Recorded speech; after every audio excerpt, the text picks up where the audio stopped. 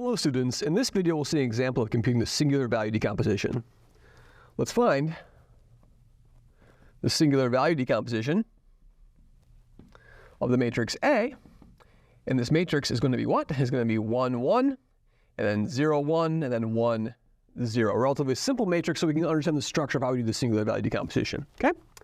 All right, so it's A transpose. So A transpose, therefore, is going to be what? It is going to be a 1, 0, 1 like that, and then a 1, 1, 0.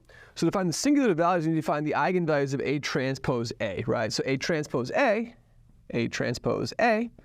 is going to be a 1, 0, 1, 1, 1, 0. I'm going to hit that with 1, 1, 0, 1, 1, 0, like this.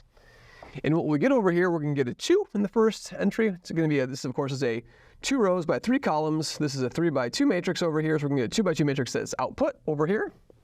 So let's check and see what we get. We'll get a 2, and then a 1, and then we'll get a 1, and then a 2. Okay, so let's find the eigenvalues of this thing. So we're going to compute determinant of 2 minus lambda, 1, 1, 2 minus lambda, and set that equal to 0. And so what this is going to tell me over here is this is going to tell me that 2 minus lambda quantity squared is equal to 1. So 2 minus lambda is equal to plus minus 1. And so what we get for lambda, so lambda is equal to 2 plus minus 1, right? So lambda is equal to 3, or lambda is equal to 1, right? Okay, so my singular values, my sigma 1 is going to be the square root of 3, and sigma 2 is going to be 1, right?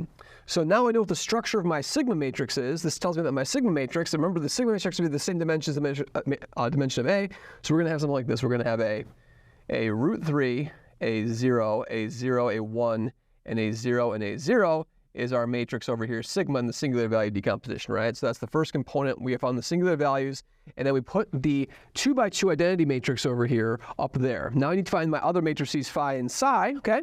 And so now I need to find the eigenvectors of this thing over here. So what are the eigenvectors? The eigenvectors of A transpose A. Let's do that next. So when lambda is equal to 3, what are we going to get? So when lambda is equal to 3, we're going to have what? We're going to have a negative 1, a 1, a 1, and then a negative 1. And we augment this with zeros to find what the eigenvector is. Like that. And this tells me, of course, that I'm just going to normalize this immediately, that of course a solution is to be 1, 1. So I'm going to look at a 1 over root 2, 1 over root 2 is my vector phi 1 hat. Okay? Now when lambda is equal to 1, what are we going to have? When lambda is equal to 1, lambda equals 1. Then we're going to have a 1, 1, 1, 1, 1, 1. Augment with zeros over here. And then we're going to get a 1 over root 2, and then negative 1 over root 2. Like that. That's my phi 2. Great. Okie doke. And so now we're in a good shape, because now I can find out what the vectors psi are, and then I have to extend the psi vectors. So I'm going to construct my phi matrix over here. So my phi matrix is going to be 1 over root 2, 1 over root 2, and then 1 over root 2, negative 1 over root 2. And of course, we're going to need phi transpose over here. So phi transpose is what we're going to need for our problem. So phi transpose is going to be what? Phi transpose is going to be itself, right? So 1 over root 2. 1 over root 2, and then 1 over root 2, negative 1 over root 2, like that. Okay, great. Because this becomes that, and that becomes that. Great. Now, so I have my phi transpose, and I got to find psi. So we know that A applied to phi 1, phi 2 is going to be sigma 1. So we know that A phi 1 hat is going to be sigma 1, psi 1 hat. And A of phi 2 is going to be sigma 2, psi 2, right? So what's my A of phi 1? So A of phi 1, 1, 1, 0, 1, 1, 0, applied to 1 over root 2, 1 over root 2 is going to be what?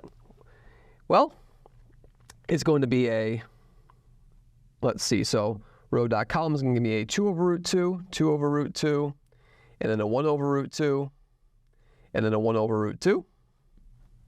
Okay? And that's going to be equal to root 3, square root 3, which is my sigma 1, times psi 1. So my psi 1 hat is going to be 2 over root 6, 1 over root 6, and then 1 over root 6. That's my psi 1. Let's find psi 2 next. What's psi 2 going to be? So we're going to have a 1, 1, 0, 1, 1, 0 applied to my phi 2, which is negative 1 over root 2, negative 1 over root 2, which will give me what? We'll get a 0, then a negative 1 over root 2, then a 1 over root 2. That's equal to what? That's equal to 1 times psi 2, right? So now I have psi 1 and psi 2, and of course what we can do over here is I need to find something that's going to be perpendicular to both psi 1 and psi 2 to find the psi 3 in our problem, right? So I need to find psi 3, so now I have these two vectors over here, so psi 3, I need psi 3 hat, which is perpendicular to psi 1 and psi 2. It's in the orthogonal complement of those things, okay? Now the normalization constants don't matter when I'm trying to find something that's perpendicular to both those things, so I'm just going to look at this column over here, 2, 1, 1, and then 0, 1, negative 1, okay? So to find psi 3,